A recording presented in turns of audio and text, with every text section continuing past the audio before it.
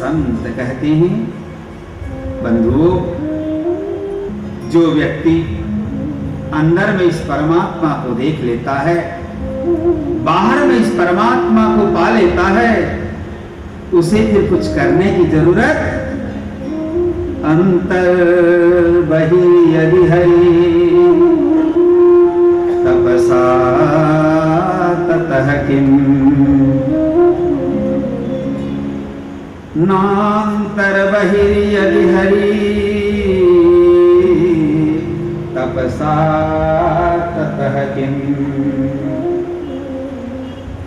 यदि तुम्हारे अंदर में तुम्हें परमात्मा का दर्शन हो गया, फिर तपस्या करने की कोई जरूरत नहीं।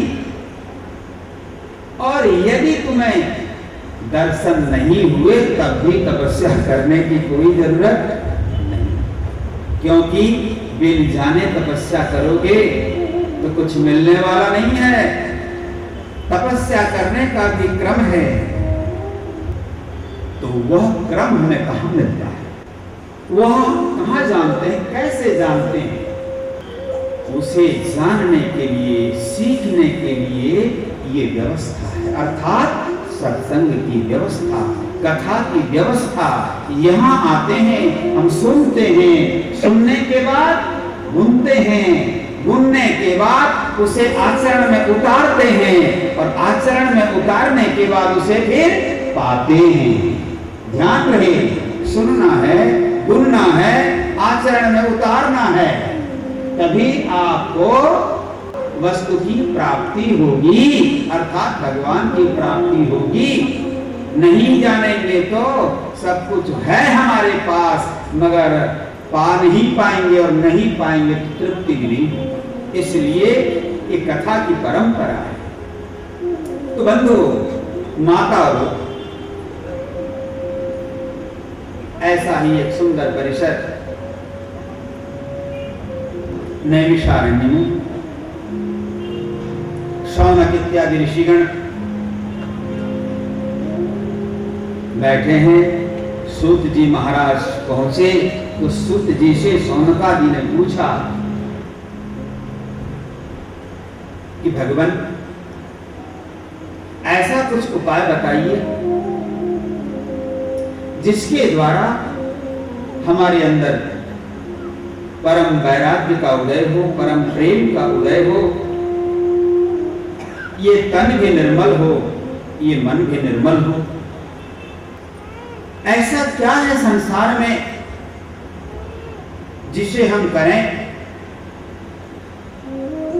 तो हमारा चरित्र भी सुधरे, मतलब आचार, विचार और व्यवहार, ये तीन चीजें हैं। हमारा आचरण भी सुधरे, हमारा विचार भी सुधरे। ध्यान रहे, आचरण सुधरेगा तो विचार सुधरेगा, और विचार सुधरेंगे तो फिर हमारे व्यवहार में भी माधुर्य आएगा।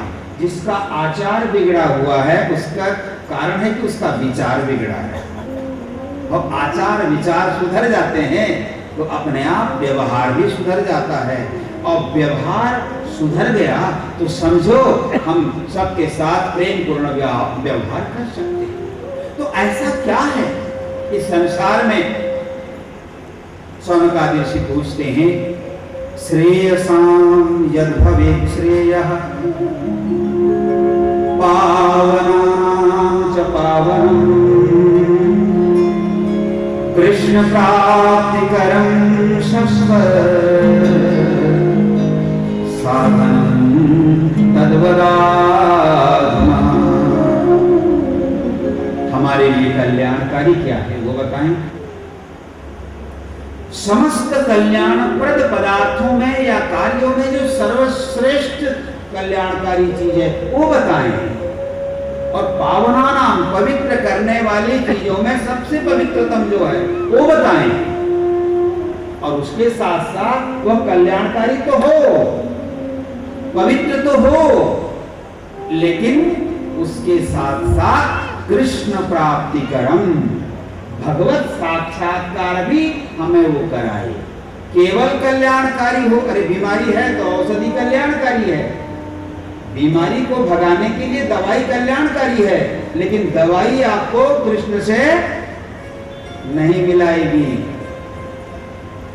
पैर में या शरीर में कीचड़ लगे हैं तो जब पानी पवित्र करेगा, धो देने से पानी पवित्र करने वाला पदार्थ है, लेकिन पानी परमात्मा से नहीं मिला सकता। इसलिए पूछने का उनका तात्पर्य ये है कि श्रेयस्कर तो हो, पवित्रतम तो हो, लेकिन वह कृष्ण प्राप्ति कर्म भगवान कृष्ण से हमें मिलाए, ऐसा क्या साधन है।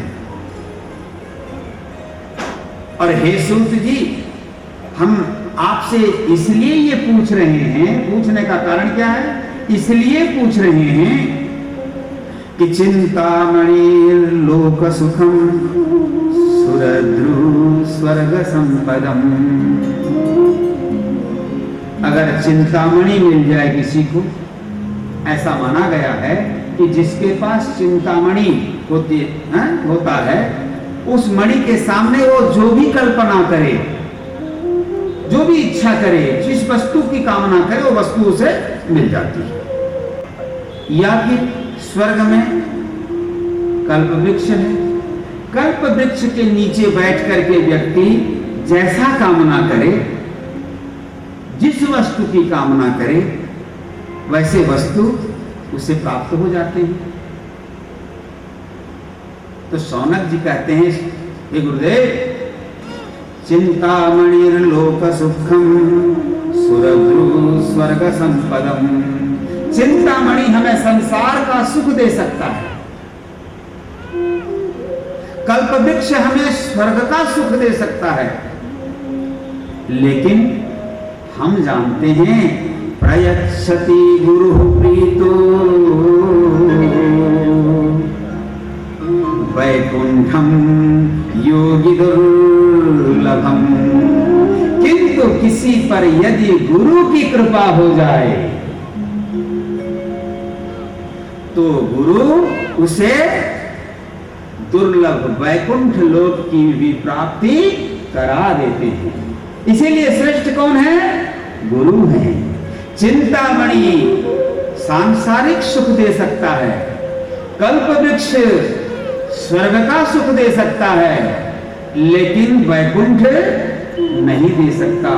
मगर कोई अगर गुरु को प्रसन्न कर ले, गुरु की कृपा प्राप्त कर ले, तो उसे क्या मिल जाएगा? वैकुंठ मिल जाएगा। क्यों? क्योंकि गुरु ही गोविंद से मिलाते हैं, है ना? मीरा कहती थी, पायो जी मैंने राम रतन धन पायो। तो गुरु की कृपा बहुत बड़ी होती है माताओं बंधुओं। अभी आपने सुना, वस्तु अमूल्य, उस वस्तु का कोई मूल्य नहीं है। दुनिया में सभी वस्तुओं के मूल्य है, मगर परमात्मा का क्या मोल है? कोई मूल्य नहीं है। हाँ, इतना जरूर है कि जब आप भागवत के उस प्रसंग में आएंगे गोपियों, और वहां मूल्य वो लोग खरीद सकते हैं, भगवान को प्रेम से खरीदा जा सकता है, मगर है वो अनमोल, मूल्य देकर के नहीं। परमात्मा का केवल एक मूल्य है, अनन्य प्रेम। प्रेम से वह खरीदा जा सकता है। तो शौनक जी ने जब इस प्रकार कहा तो सुखदेव कहते हैं, हे ऋषियों, आपने बड़ा अच्छा प्रश्न किया है। अगर संसार में पवित्रतम वस्तुओं में भी कुछ पवित्र है, कल्याणकारी चीजों में अगर सबसे अधिक कल्याणप्रद कुछ है, और जो कृष्ण प्राप्ति कर अर्थात भगवान से तुम्हें मिला सकता है, तो वह केवल एक वस्तु है। ऋषियों ने कहा, भगवान क्या है? सबकी जिज्ञासा होगी कि कल्याण भी हो, पवित्रता भी मिले, और साथ में कृष्ण प्राप्ति हो, भगवत प्राप्ति हो, भगवान हमारे हो जाए, भगवान मिल जाए, ऐसी क्या चीज है? उन्होंने कहा एक चीज है जिसका सानिध्य मिल जाए, सानिध्य से मेरा मतलब है यहां जिसे सुनने का अवसर मिल जाए, जिसे सुन ले कोई तो उसका जीवन धन्य हो सकता है। वो क्या है? बोले इस संसार में एक वस्तु है जो संसार का भय दूर कर सकता है, जो भगवान की भक्ति अंदर में प्रकट कर सकता है और भगवान को संतुष्ट कर सकता है। वह है श्रीमद्भागवतम शास्त्रम।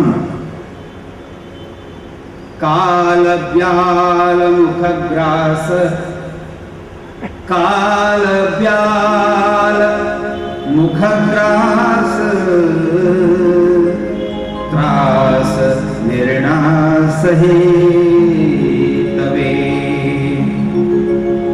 श्रीमद् भागवतम शास्त्रम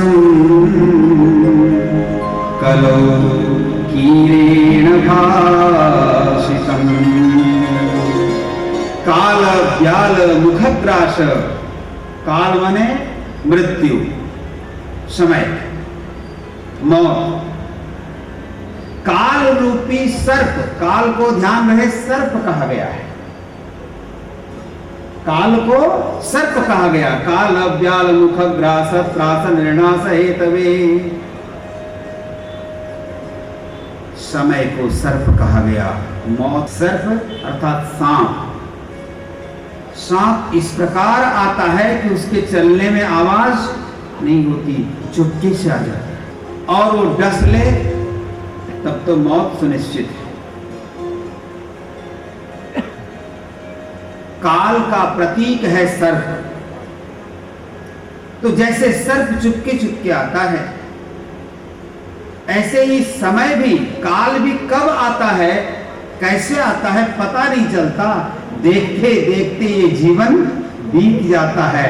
हम कब शिशु से किशोर बन गए, किशोर से जवान हो गए, जवान से फिर बूढ़े हो गए, कब हमारे काले बाल सफेद हो गए, कब ये टमाटर जैसे, सेव जैसे चमचमाते गालों में झुर्रियां आ गई, कब ये ज्योति चली गई,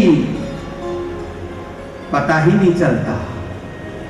हमारे साथ सब आए चले जाते हैं, पता नहीं चलता। लेकिन बचपन से एक चीज बुढ़ापे तक नहीं जाती है, ममता